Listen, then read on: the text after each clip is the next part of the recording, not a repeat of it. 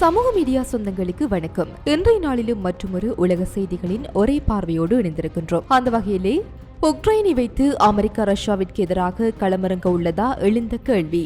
Ukraine Russia போரில் America இறங்கினால் மிகப்பெரிய ஆபத்து. அரபு நாடு வழியாக போர் நிறுத்தத்தை முன்மொழிந்த அமெரிக்கா ஈரான் தெரிவிப்பு.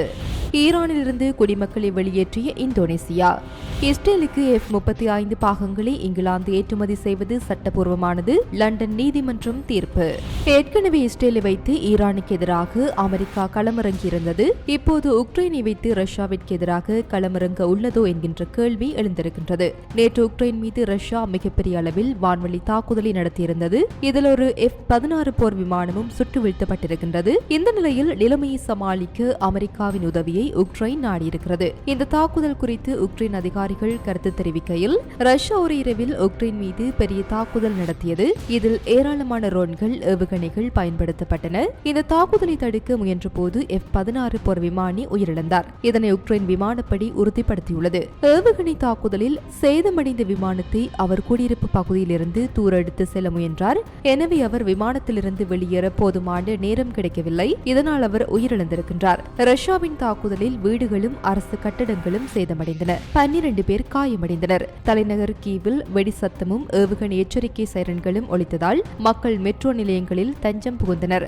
லிவ் பகுதியிலும் தாக்குதல்கள் நடந்துள்ளன. பொதுவாக லிவ் பகுதியில் தாக்குதல்கள் குறைவாகத்தான் இருக்கும், ஆனால் இந்த முறை தீவிரமாக இருந்தது என்று கூறியுள்ளார். இந்த தாக்குதலை அடுத்து உக்ரைனுக்கு உடனடியாக ராணுவ உதவி தேவை என்று அதிபர் ஜெலன்ஸ்கி மேற்கு நாடுகளுக்கும் அமெரிக்காவுக்கும் வேண்டுகோள் விடுத்துள்ளார். ரஷ்யாவின் கடுமையான தாக்குதல்களை எதிர்கொள்ள உக்ரைனின் வான் பாதுகாப்பை உடனே பலப்படுத்த வேண்டும் என்றும் அவர் வலியுறுத்தியுள்ளார். ப்ளூம்பெர்க் அறிக்கையின்படி கடந்த வருடம் உக்ரைன் அமெரிக்க தயாரிப்பான 3 F-16 ஜெட் விமானங்களை இழந்துள்ளது. விமானங்கள் குறித்த முழு விவரம் இன்னும் வெளியிடப்படவில்லை. ரஷ்ய அதிபர் புதின் இஸ்தான்புல் பேச்சுவார்த்தைகளுக்கு தயாராக இருப்பதாக கூறிய சில நாட்களுக்கு பிறகு இந்த தாக்குதல் நடந்துள்ளது. இதற்கு முன்பு நடந்த பேச்சுவார்த்தைகளிலும் எந்த முன்னேற்றமும் ஏற்படவில்லை என்பதும் கவனிக்கத்தக்கது. உக்ரைன் விமானப்படையின் தகவலின்படி கடந்த 2022 ஆண்டு பிப்ரவரி மாதம் போர் தொடங்கியதிலிருந்து ரஷ்யா 537 வான்வழி ஆயுதங்களை உக்ரைன் மீது ஏவியுள்ளது. இதில் 477 ட்ரோன்கள் மற்றும் 60 ஏவுகணைகள் அடங்கும்.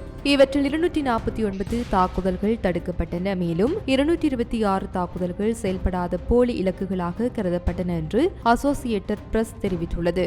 உக்ரைன் படைகள் 211 ட்ரோன்களையும் 38 ஏவுகணைகளையும் அளித்துள்ளன. மேலும் லிவ் பகுதியில் தொழிற்சாலை ஒன்று தீப்பிடித்து எரிந்தது. ட்ரோன் தாக்குதல்களால் மின்சார விநியோகம் பாதிக்கப்பட்டது. எல்லை தாண்டிய அச்சுறுத்தல் காரணமாக போலந்து மற்றும் நட்பு நாடுகளின் வான் பாதுகாப்பு படைகள் போலந்து வான்வழியை பாதுகாக்க தயாராக இருந்ததாக தகவல்கள் வெளியாகியுள்ளன. ஆக இந்த பிரச்சனைகளுக்கு எல்லாம் முற்றுப்புள்ளி வைக்க பேச்சுவார்த்தை மட்டுமே சரியான தீர்வாக கருதப்படுகின்றது. ஆனால் உக்ரைன் தரப்பு இதற்கு ஒத்துழைக்காமல் இருக்கிறது. எனவே போர் இப்போது வரை நீடித்து வருகின்றது. அதே நேரம் போரில் அமெரிக்கா இறங்கினால் அது மிகப்பெரிய பாதிப்புகளை ஏற்படுத்தும் என்பதும் குறிப்பிடத்தக்கது. இந்த நிலையில்தான் எந்த ஒரு நாடும் தனது பிரதேசத்தை மற்றவர்கள் விரோத நடவடிக்கைகளுக்கு பயன்படுத்த அனுமதிக்க கூடாது. உண்மையில் அது தடை செய்யப்பட்டுள்ளது என்று ஈரானின் வெளியுறவு அமைச்சகத்தின் செய்தி தொடர்பாளர் எஸ்மாயின் பஹாய் அண்டிய நாடுகளை எச்சரித்துள்ளார். இந்த பிரச்சனைகள் குறித்து பல அறிக்கைகள் வெளியிடப்பட்டுள்ளன. அண்டை நாடுகளின் கொள்கைகள் மற்றும் சர்வதேச சட்டத்தின் கீழ் தங்கள் கடமைகள் மற்றும் உறுதிப்பாடுகளை நிச்சயமாக அறிந்திருக்கின்றனர். விதிவிலக்கு இல்லாமல் அனைத்து அண்டை நாடுகளும் ஈரானுக்கு எதிரான ஆக்கிரமிப்பு நடவடிக்கைகளுக்காக இஸ்ரேல் தங்கள் வான்வழியையோ அல்லது பிரதேசத்தையோ தவறாக பயன்படுத்த எந்த சூழ்நிலையிலும் அனுமதிக்க மாட்டோம் என்று எங்களுக்கு உறுதியளித்துள்ளனர் என்று அவர் தெரிவித்துள்ளார்.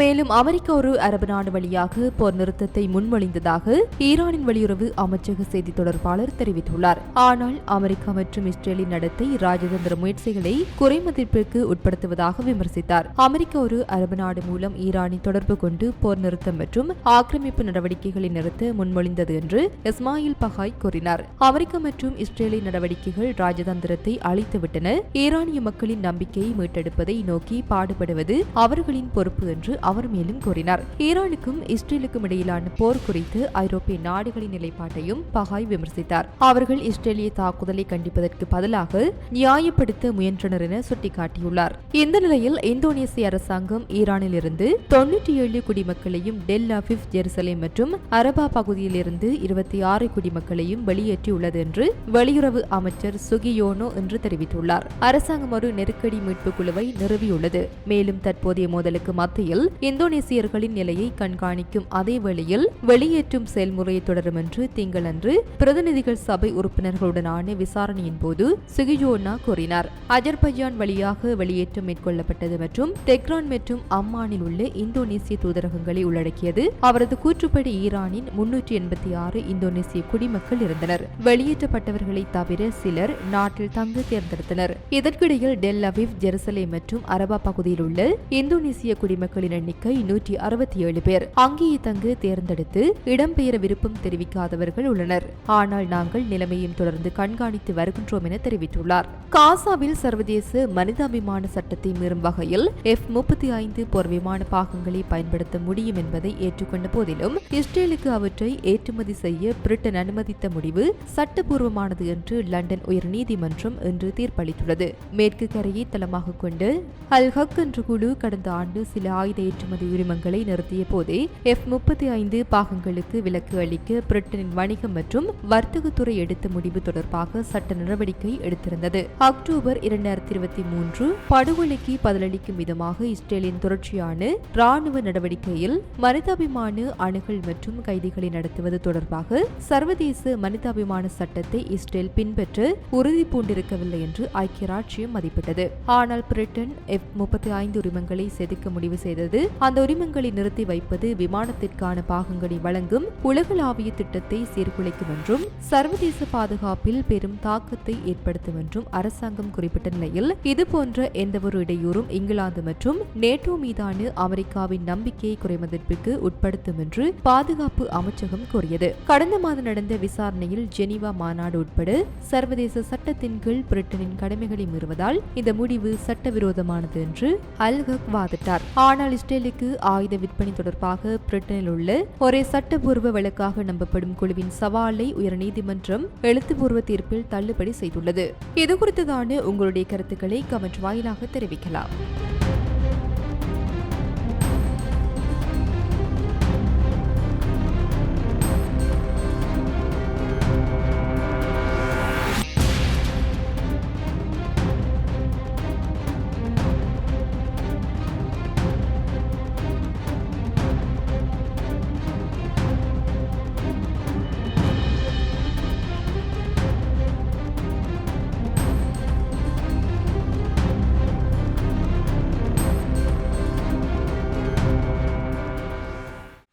இது போன்ற பல செய்திகளை தெரிந்து கொள்ள நம்முடைய சமூக மீடியா யூடியூப் சேனலை சப்ஸ்கிரைப் செய்து அருகில் உள்ள பெல் பட்டனை கிளிக் செய்யுங்கள். மேலும் செய்திகளை உடனுக்குடன் தெரிந்து கொள்ள சமூகமீடியா.com என்ற இணையதளத்தின் வாயிலாக எங்களுடன் இணைந்திருங்கள்.